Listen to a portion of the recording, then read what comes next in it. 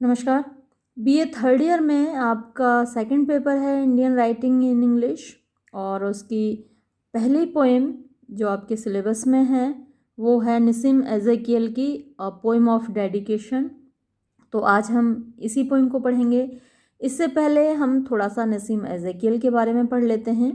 तो introduction to the poet यानी इस कवि का परिचय देखते हैं। निसिम एजेकियल थे एन इंडियन ज्यूइश पोइट, एक भारतीय यहूदी कवि। वो थे अ ड्रामेटिस्ट, एक नाटककार, एडिटर, संपादक एंड आर्ट क्रिटिक और कला के समालोचक।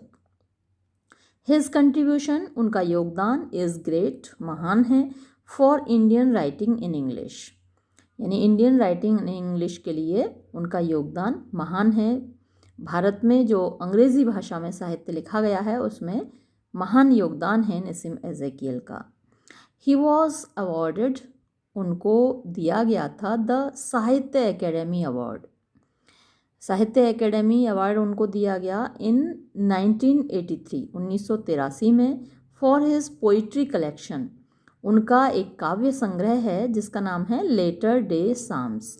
लेटर डे साम्स के ऊपर उनको इस किताब के लिए उनको साहित्य एकेडमी अवार्ड मिला। तो आप ये याद रख सकते हैं, मल्टीपल चॉइस क्वेश्चंस में आपसे पूछा जा सकता है कि उनको साहित्य एकेडमी अवार्ड कब मिला और किस बुक के लिए मिला। एजेकियल वॉज बॉर्न ऑन 16 दिसंबर 1924। तो एजेकियल का जन्म हुआ था 16 दिसंबर 1924 को। पूछा जा सकता है आपसे बिल्कुल मल्टीपल चॉइस क्वेश्चंस में, तो ये भी आप अपनी नोटबुक में नोट करें, या फिर अगर आपके पास बुक है अंडरलाइन कर लें। वैसे तो आप नोट कर लें इसको, अपनी एक नोटबुक रखें मेरे वीडियो के साथ साथ, तो वीडियो बीच में पॉज कर लें आप और नोट कर लें इसको। इन मुंबई महाराष्ट्र, तो मुंबई महाराष्ट्र में उनका जन्म हुआ था। His father Moses Ezekiel was a professor. उनके जो पिताजी थे मोसेस एजेकियल, वो एक प्रोफेसर थे एट विल्सन कॉलेज में। And his mother was principal, और उनकी जो माँ थी वो प्रिंसिपल थी ऑफ हर ओन स्कूल, अपने खुद के स्कूल की। इन 1947 में Ezekiel graduated in literature. Ezekiel ने यानी लिटरेचर में डिग्री ली उन्होंने फ्रॉम विल्सन कॉलेज मुंबई से ही। तो इस कॉलेज में उनके पिताजी प्रोफेसर थे और वहीं से उन्होंने इंग्लिश लिटरेचर में अपनी डिग्री ली। मुंबई यूनिवर्सिटी ऑफ मुंबई, तो मुंबई यूनिवर्सिटी से एफिलिएटेड ये कॉलेज है। ही टॉट, उन्होंने पढ़ाया इंग्लिश लिटरेचर, अंग्रेज़ी साहित्य। ही जॉइंड पॉलिटिक्स, उन्होंने राजनीति में भी भाग लिया फॉर अ वाइल, कुछ दिनों के लिए। ही वेंट टू इंग्लैंड, वो इंग्लैंड चले गए इन नवंबर 1948 में। ही स्टडीड फिलोसफी, उन्होंने दर्शन शास्त्र का अध्ययन किया एट बर्कबेक कॉलेज लंदन में। तो CEM जोड़ के अंडर इन्होंने पढ़ाई की थी। Ezekiel published the bad day in 1952। तो उन्होंने 1952 में अपनी बुक पब्लिश की द बैड डे, और द डेडली मैन इन 1960, और the exact name in 1965।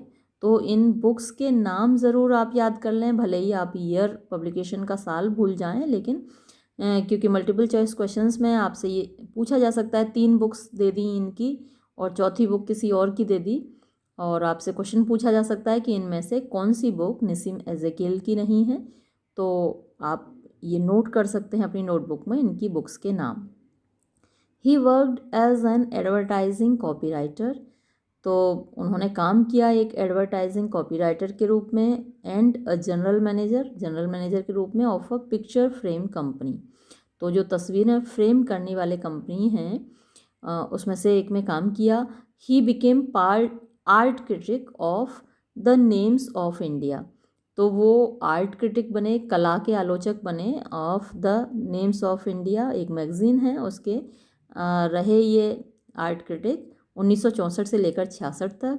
And edited poetry India, और ये पोइट्री इंडिया एक मैगज़ीन है, उसका उन्होंने संपादन किया 1966 से 67 तक। From 1961 to 72 he headed the English department of Mithibai college Bombay. तो इंग्लिश डिपार्टमेंट के हेड रहे वो मिठीबाई कॉलेज के।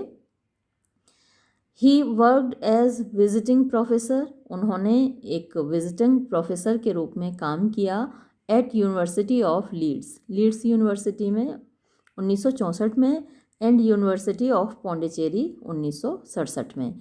इन 1969 1969 में Ezekiel published the drama plays, उन्होंने ये बुक पब्लिश की द ड्रामा प्लेज, तो इसका नाम भी आपको याद रखना है। इन 1976 1976 में ही ट्रांसलेटेड, उन्होंने अनुवाद किया जवाहरलाल नेहरू पोइट्री, जवाहरलाल नेहरू की कविताओं का, फ्रॉम इंग्लिश अंग्रेज़ी से टू मराठी, मराठी भाषा में।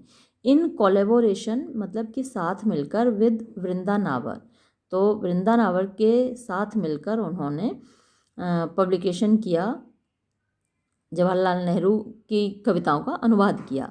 हिज पोएम, उनकी कविता the night of the scorpion, ये आपने हो सकता है पढ़ी हो, प्रेस्क्राइब्ड होती है अक्सर स्कूल्स में। तो night of the scorpion earned great fame, उसने बहुत नाम कमाया फॉर हिम, उनके लिए। ही गॉट पद्मश्री अवार्ड, उनको पद्मश्री अवार्ड मिला इन 1988 1988 में, एंड द साहित्य अकेडमी अवार्ड, और उनको साहित्य अकेडमी अवार्ड मिला कल्चरल अवार्ड इन 1983 1983 में। ही डाइड ऑन 9 जनवरी 2004, और उनकी मृत्यु हुई 9 जनवरी 2004 को। तो इसमें जो 3 डेट्स बहुत इम्पोर्टेंट हैं और जो आपको याद रखनी है, तो एक तो है उनकी बर्थ का साल आपको याद रखना है, 1924 में पैदा हुए और 2004 में उनकी मृत्यु हुई। और एक जो आपको याद रखना है 1983 में उनको साहित्य अकेडमी अवार्ड मिला, ये आपको याद रखना है लेटर डे साम्स के लिए। और उनकी बुक्स के नाम आप एक नोटबुक में नोट कर लें, जिससे आपको ये याद रहे कि कौन कौन सी बुक्स हैं जो नसीम एजेकियल ने लिखी हैं। चलिए अब हम ये पोइम देखते हैं, अ पोइम ऑफ डेडिकेशन।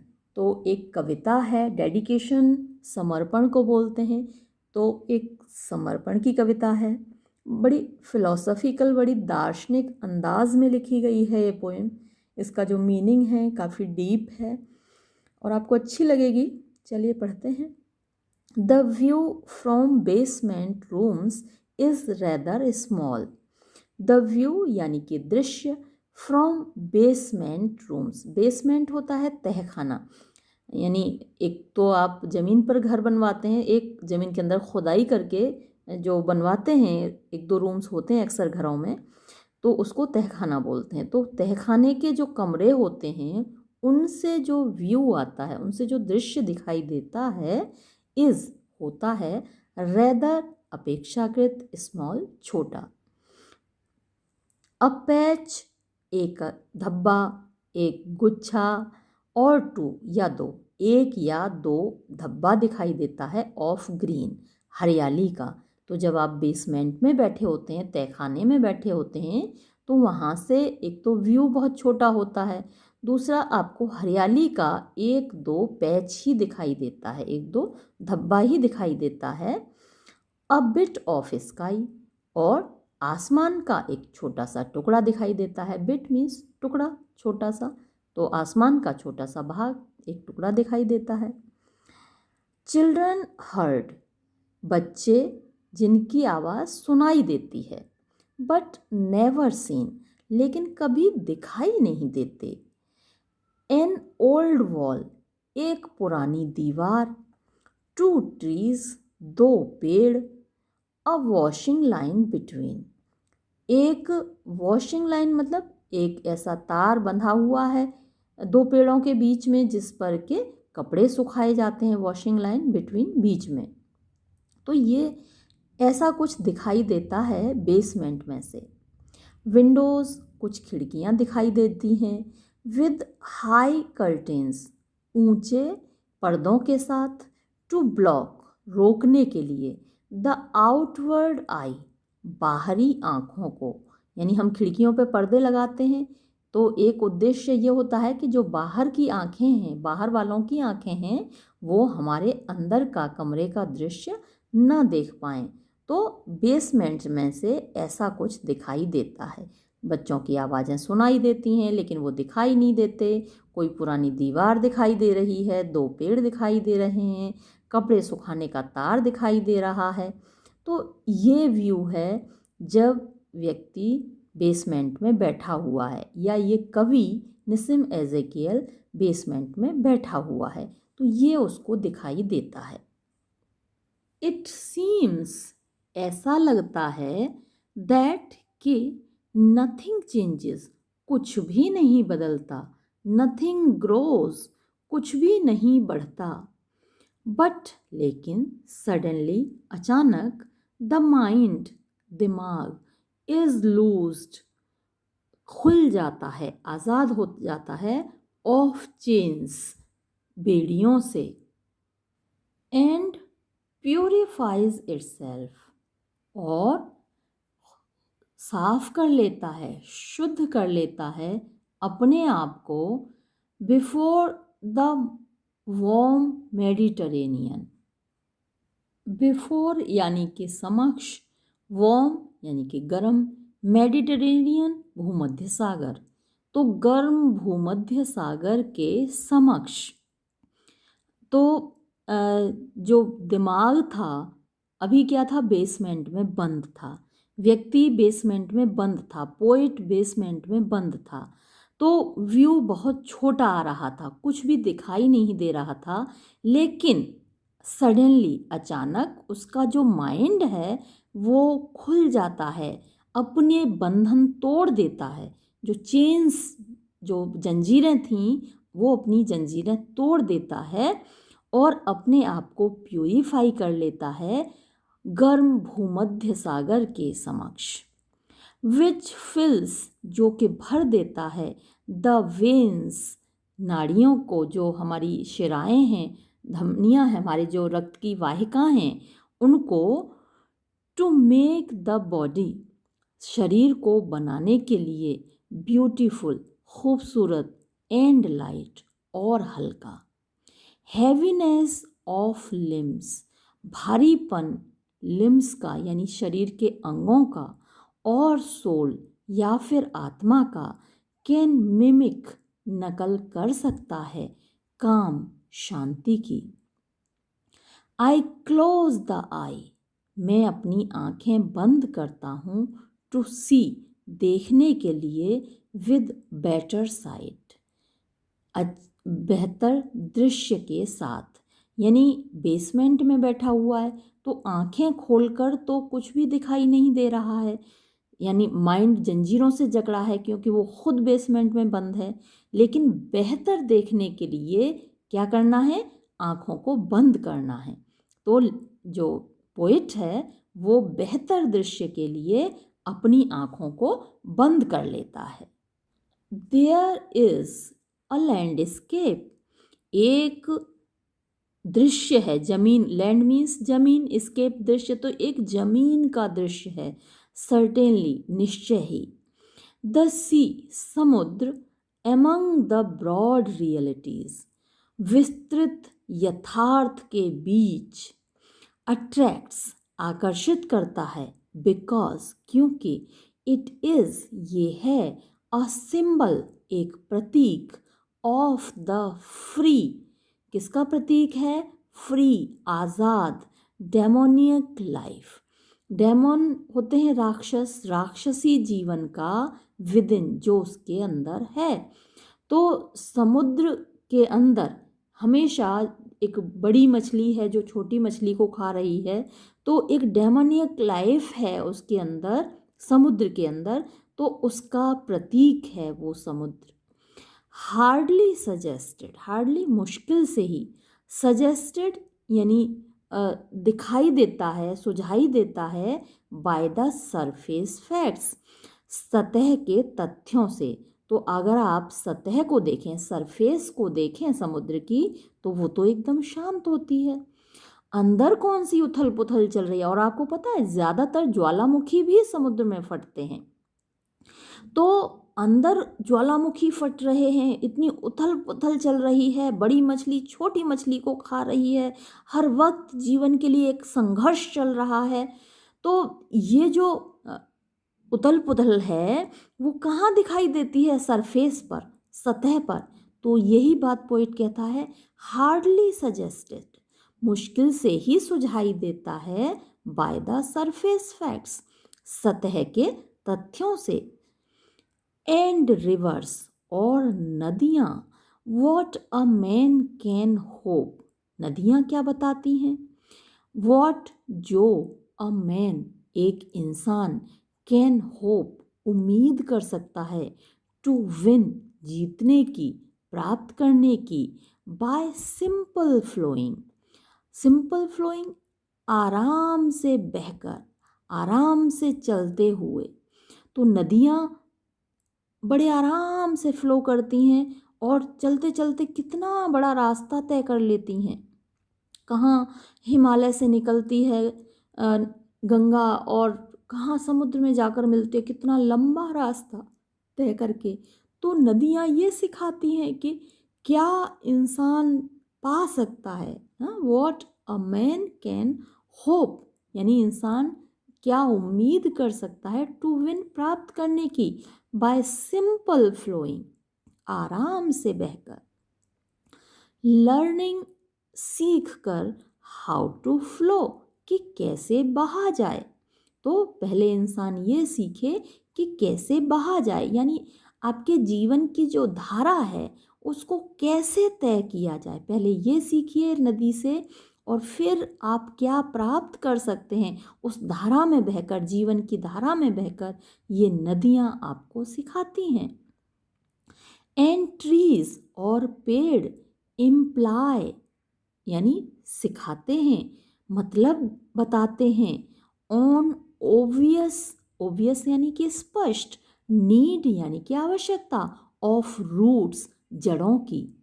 तो पेड़ देखिए, बाहर जितना पेड़ निकला होता है उतना ही जमीन के अंदर भी घुसा होता है, वो रूट्स के रूप में, जड़ों के रूप में। तो पेड़ आपको सिखाते हैं कि कितनी ओबियस नीड है, कितनी स्पष्ट आवश्यकता है ऑफ रूट्स जड़ों की। तो आपको गहराई में जाने की भी उतनी ही आवश्यकता है जितना ऊपर जाने की, आपको अपनी जड़ों से जुड़े रहने की भी उतनी ही आवश्यकता है।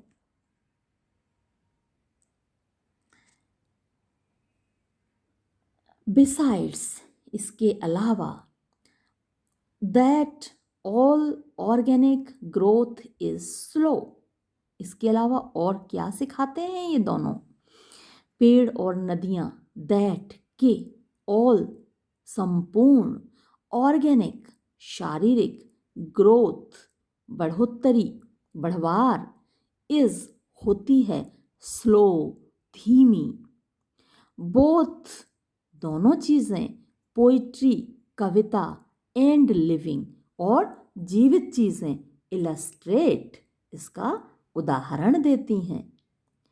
ईच सीजन, हर मौसम, ब्रिंग्स लाता है, इट्स ओन अपना खुद का, पिक्यूलियर फ्रूट्स विशेष फल, अ टाइम टू एक्ट एक समय काम करने का, अ टाइम टू कंटेम्पलेट एक समय विचार करने का, the image is created, the image तस्वीर, इज क्रिएटेड बन गई है, ट्राई टू चेंज बदलने की कोशिश करो, not to seek release, not to seek, seek माने तलाश करना, मत तलाश करो, रिलीज मुक्ति, बट रिजोल्यूशन बल्कि दृढ़ संकल्प, not to hanker, not hanker means to desire, मत इच्छा रखो, for a wide god like range, wide विस्तृत, गॉड लाइक ईश्वर के जैसी, रेंज विस्तार की, मतलब ईश्वर की जैसी रेंज रखने की, ईश्वर के जितने बड़े बनने की इच्छा मत रखो। ऑफ थॉट यानी विचारों की, अपने विचारों की जो विस्तार है वो ईश्वर के जितना बड़ा रखने की कोशिश मत करो। नॉर ना ही द मेटाडोर्स डेक्सटेरिटी। मेटाडोर कौन होता है? मेटाडोर वो व्यक्ति होता है जो सांड से लड़ाई करता है ना। एक सांड की और इंसान की लड़ाई होती है ना। अपने यहाँ भी एक त्योहार है जिसमें कि एक आदमी सांड से लड़ता है। एक आदमी क्या, बहुत सारी भीड़ होती है। ये एक उत्सव की तरह एक त्योहार मनाया जाता है, बहुत भीड़ होती है सड़कों पे और सांड छोड़ दिए जाते हैं और उनसे लड़ने वाले ये मेटाडोर उनसे लड़ते हैं। और उस त्योहार का नाम जल्लीकट्टू है। हमारे यहाँ इंडिया में मनाया जाता है जल्लीकट्टू। तो नॉर द मेटाडोर्स डेक्सटेरिटी, तो आप कोशिश मत करो कि आपके अंदर मेटाडोर की डेक्सटेरिटी मतलब कि कुशलता, आपके अंदर इतनी क्षमता हो कि आप एक सांड से टक्कर ले सकें। आई डू नॉट वॉन्ट, मैं नहीं मानता, मैं नहीं चाहता। द योगीज कंसंट्रेशन, योगी की कंसंट्रेशन मीन्स मतलब कि एकाग्रता, एक योगी की एकाग्रता मैं नहीं चाहता। आई डू नॉट वॉन्ट, मैं नहीं मांगता, मैं नहीं चाहता। द परफेक्ट यानी कि संपूर्ण, चैरिटी दया, ऑफ सेंट्स साधुओं की, नॉर ना ही द टायरेंट्स तानाशाह की, एंडलेस अंतहीन पावर शक्ति। आई वॉन्ट मैं चाहता हूँ, अ ह्यूमन बैलेंस एक इंसानी संतुलन, ह्यूमनली एक्वायर्ड जिसको इंसानी तौर पर एक्वायर किया गया हो यानी कि प्राप्त किया गया हो, फ्रूटफुल जो कि फलदायी हो, इन द कॉमन आर सामान्य समय में। दिस एलिजाबेथ, ये एलिजाबेथ, इज़ माई क्रिएशन, ये मेरी क्रिएशन है, ये मेरा मेरा सृजन है। तो एलिजाबेथ, कुछ क्रिटिक कहते हैं कि ये जो पोएम है क्वीन एलिजाबेथ को समर्पित है क्योंकि इसको लिखते वक्त पोइट इंग्लैंड में था। कुछ क्रिटिक कहते हैं कि ये कोई प्रेमिका है एलिजाबेथ नाम की, निसिम एजेकियल की, उसको समर्पित है। तो जिसको भी समर्पित है, चाहे वो क्वीन एलिजाबेथ है चाहे उनकी कोई प्रेमिका है, नाम उसको एलिजाबेथ दिया है उन्होंने। तो ये एलिजाबेथ ये मेरा सृजन है। स्टेटेड जो कि मैंने कहा है, in the terms of poetry काव्य के शब्दों में, कविता के शब्दों में, टर्म्स यानी कि शब्द, ऑफ पोइट्री कविता के। आई ऑफर मैं समर्पित करता हूँ, इट इसको, टू यू तुमको, इन डेडिकेशन समर्पण के रूप में, मैं तुमको अर्पित करता हूँ, समर्पित करता हूँ ये कविता तुमको। डेडिकेशन मीन्स भी समर्पण करना, समर्पण होता है, और ऑफर मीन्स भी अर्पित करना होता है। तो मैं समर्पण के रूप में तुमको ये कविता अर्पित कर रहा हूँ। तो ये कविता यहाँ समाप्त होती है। और अब हम देखते हैं कि ये पेपर है मेरे सामने 2017 में आया था, आपका सेकंड पेपर। और किस तरीके से आया था 2017 में, देखिए क्वेश्चन था ये एक्सप्लेनेशन का, और कुछ आपको स्टेंजास दिए हुए हैं पैसेजेस एक्सप्लेनेशन के लिए, और पूछा गया है explain with reference to the context any 3 of the following passages. तो आपके लिए 5 पैसेजेस हैं जिनमें से 3 आपको चूज़ करने हैं। तो पहला ही पैसेज देखिए, हमने अभी जो पोइम पढ़ी उसमें से था, each season brings its own peculiar fruits, a time to act, a time to contemplate. The image is created, try to change, not to seek release but resolution, not to hanker for a wide godlike range.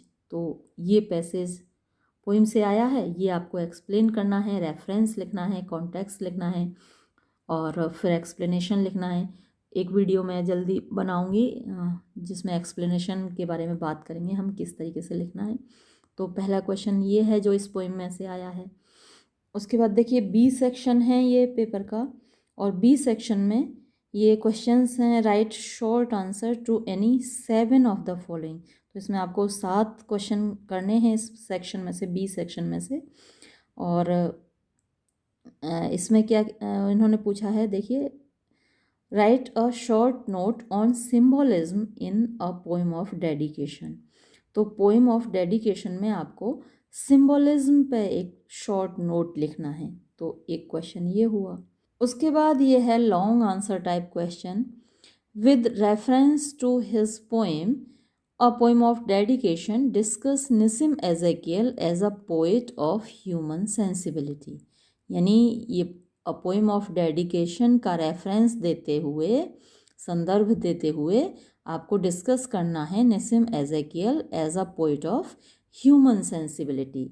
यानी मानव sensibility क्या होता है, जो भावनाएं हैं, मानव का जो भाव पक्ष है उसका पोएट कैसे इंसानी भावनाओं को, मनुष्य की भावनाओं को वो अपनी पोइट्री में दिखाता है, ये आपको डिस्कस करना है। और किसके आधार पर, पोएम ऑफ डेडिकेशन के आधार पर करना है। तो ये क्वेश्चंस पूछे गए हैं 2017 में। अब चलिए इस पोएम को एक बार आप फिर देखिए इन 2 क्वेश्चंस के नज़रिए से। तो एक क्वेश्चन में हमसे पूछा गया कि ये पोइम सिंबॉलिक कैसे है ना, और दूसरे में हमसे पूछा गया कि भाई ह्यूमन सेंसिबिलिटी को कैसे दिखाती है। तो देखिए अब पहली लाइन में उसने बात की बेसमेंट की, कि बेसमेंट रूम्स में जब हम बैठे होते हैं तो व्यू स्मॉल होता है, हमारा जो दृश्य है वो स्मॉल होता है। अब आपको लगाना कि बेसमेंट किस चीज़ का सिंबल है, यहाँ आपको ये बताना है अपना आंसर लिखते वक्त कि जो बेसमेंट है हमारी संकीर्णता का सिंबल है, हमारी नैरो माइंडेडनेस का सिंबल है। Basement is the symbol of our narrow mindedness. तो जब हम खुद को कैद कर लेते हैं अपनी संकीर्णताओं में, अपनी नैरो माइंडेडनेस में, अपनी छोटी सोच में, है ना, तो हमारा जो व्यू है, हमारा जो संसार को देखने का नज़रिया है वो बहुत स्मॉल हो जाता है, बहुत छोटा हो जाता है। हम सिर्फ अपने बारे में सोचते हैं क्योंकि हम बेसमेंट में कैद हैं, हम अपने आप तक लिमिटेड हैं, हम अपने आप तक सीमित हैं। तो दुनिया को हम बहुत छोटे चश्मे से देखते हैं, हमारा नज़रिया बहुत छोटा हो जाता है। So basement is the symbol of narrow mindedness. अब फिर देखिए अगली लाइन में देखिए, अ पैच और 2 ऑफ ग्रीन, हमको क्या दिखाई देता है, 1 या 2 धब्बा ग्रीन का, हरियाली का। तो जब हम अपने आप तक सीमित होंगे तो क्या हमें संसार की हरियाली दिखाई देगी? हरियाली किस चीज़ का प्रतीक है? जो संसार की अच्छाइयाँ हैं, जो दूसरे लोगों की अच्छाइयाँ हैं, जो संसार में जितनी चीज़ें हैं उनमें बहुत सारी अच्छाइयाँ हैं, लेकिन हमको क्यों दिखाई नहीं देती? क्योंकि हम तो अपने बेसमेंट में बैठे हैं ना, हमने अपने मन को, अपने दिमाग को कैद कर रखा है। तो हमको वो ग्रीनरी, वो गुडनेस ऑफ द वर्ल्ड, संसार के दूसरे लोगों की अच्छाई, दूसरी जातियों की अच्छाई, दूसरे धर्मों की अच्छाई, है ना, दूसरे देशों की अच्छाई, दूसरी संस्कृतियों की अच्छाई, सभ्यताओं की अच्छाई, वो सब हमको दिखाई नहीं देती है। और क्या दिखाई देता है? ओनली अ पैच और 2, केवल 1-2 धब्बा हमें दिखाई देता है उस हरियाली का। अ बिट ऑफ स्काई, थोड़ा सा आसमान का टुकड़ा। तो आसमान किस चीज़ का सिंबल है? महानता का, ऊंचाई का। तो संसार में कितनी महानता है, कितनी ऊंचाई है, विचारों की ऊंचाई, सोच की ऊंचाई, सभ्यता संस्कृति की ऊंचाई हमको नहीं दिखाई देती। हमको क्या दिखाई देता है? एक टुकड़ा, एक छोटा सा टुकड़ा, क्योंकि हमने खुद को कैद किया हुआ है। तो आप जब इस तरीके से इस पोइम को पढ़ेंगे तो हर पोइम में आपको सिंबल्स दिखाई देंगे, हर पोइम में आपको ह्यूमन सेंसिबिलिटी दिखाई देगी, मानव भावनाएं दिखाई देंगी। Children heard but never seen, बच्चे जो सुनाई दे रहे हैं लेकिन कभी दिखाई नहीं देते। अरे भाई, दिखाई तो आपको तब देंगे। अब देखिए, बच्चे बच्चे अपने आप में क्या सिंबलाइज करते हैं, बच्चे किस चीज़ का प्रतीक हैं? बच्चे हर तरीके से परफेक्शन का प्रतीक है। एक बच्चा है, उसके लिए जाति पाति धर्म कोई भेदभाव नहीं है, उसके लिए सब समान है, उसकी लाइफ में कोई कष्ट नहीं होता। बच्चे की लाइफ में कष्ट क्यों नहीं होता? क्योंकि कष्ट तो हम खुद ईजाद करते हैं ना, हम खुद अपनी सोच से बनाते हैं, हमारे दिमाग में होते हैं ज़्यादातर कष्ट।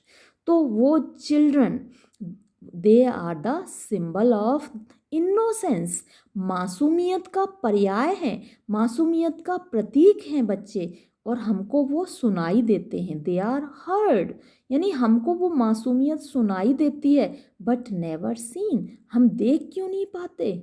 क्यों नहीं देख पाते? क्योंकि हम तो बेसमेंट में हैं, हमने अपने आप को कैद किया हुआ है, हमने अपने आप को सीमित किया हुआ है छोटी सोच से। तो बच्चे वाली जो मासूमियत है, जो इनोसेंस है, जो जाति पाति के आधार पर भेदभाव बच्चा नहीं करता, वो हम करते हैं, है ना। तो वो हमको सिर्फ सुनाई देती है, दिखाई नहीं देती। हम उस चीज़ को कभी एडॉप्ट कर ही नहीं पाते। हम बड़े होते हैं और हम सोचते हैं कि हम बहुत समझदार हो गए, लेकिन वास्तव में हम समझदार नहीं होते। हम अपने आप को कैद करते जाते हैं, हम उस मासूमियत को भुलाते जाते हैं। तो वो मासूमियत हमको कभी कभी सुनाई देती है, दिखाई नहीं देती। हम उसको नहीं अपना पाते, हम उसको खुद से दूर करते चले जाते हैं धीरे धीरे। एन ओल्ड वॉल, एक पुरानी दीवार। तो एक दीवार, देखिए फिर एक सिंबल है, दीवार। हम खुद खड़ी करते हैं पुरानी दीवारें, है ना। बचपन में कोई दीवार होती ही नहीं, बच्चे को कुछ समझ ही नहीं आता, कौन हिंदू है, कौन मुसलमान, कौन ठाकुर है, कौन ब्राह्मण है, कौन क्या है, कोई छोटा है बड़ा है, कोई दीवार नहीं होती। दीवार तो हम धीरे धीरे बनाते जाते हैं, है ना। बच्चे को समझाते जाते हैं, बेटा वो नहीं, उसके पास नहीं जाना है क्योंकि वो मुसलमान है, उसके पास नहीं जाना है क्योंकि वो हिंदू है, उसके पास नहीं जाना है, वो गरीब है, वो छोटे परिवार का है, वो छोटे तबके का है। तो ये दीवार धीरे धीरे बढ़ती चली जाती है, बूढ़ी पुरानी होती जाती है वो दीवार। तो वो दीवार, ये एक सिंबल है, ये एक प्रतीक है उन भेदभाव का जो हम अपनी लाइफ में पैदा करते हैं। Two trees and a washing line between. तो देखिए, दो पेड़ हों, उनमें एक रस्सी बंधी हो, वहाँ कुछ कपड़े सूख रहे हों, तो क्या आइडिया आता है आपके दिमाग में, है ना। कहीं दो पेड़ हों, एक रस्सी बंधी हो, उस पर कुछ कपड़े सूख रहे हों, कि यहाँ एक फैमिली रहती है ना, कुछ लोग रह रहे हैं। तो ये एक सिंबल है एक फैमिली का, है ना, उसके पीछे एक फैमिली है। लेकिन अब आगे देखिए, विंडोज़, खिड़कियां हैं, विद हाई कर्टेंस, उन पर पर्दे ऊंचे हैं, टू ब्लॉक, रोकने के लिए, द आउटवर्ड आई, बाहर की आँखों को। तो देखिए, हम पर्दे क्या है, हमने अपने बीच में और बाहर वाले की आँखों के बीच में एक कर्टेन लगा रखा है, यानी जो बाहर से आने वाली आँखें हैं वो ब्लॉक हो जाएं, वो रुक जाएं, वो नज़र रुक जाए और हमको अंदर ना देख पाए। तो अगेन हमने एक पर्दा बीच में डाल दिया, यानी एक दीवार क्रिएट कर दी, एक बाधा पैदा कर दी अपने और सामने वाले के बीच में। तो ये भी एक सिंबल है उन भेदभाव का जो हम पैदा करते हैं समाज में। तो इसी तरीके से आप पूरी पोइम को पढ़ते जाइए और उसमें से सिंबल्स आप ढूंढते जाइए, अपनी नोटबुक में लिखते जाइए, और आपके क्वेश्चंस के आंसर तैयार हैं। तो ये वीडियो अब हम यहीं समाप्त करते हैं। धन्यवाद।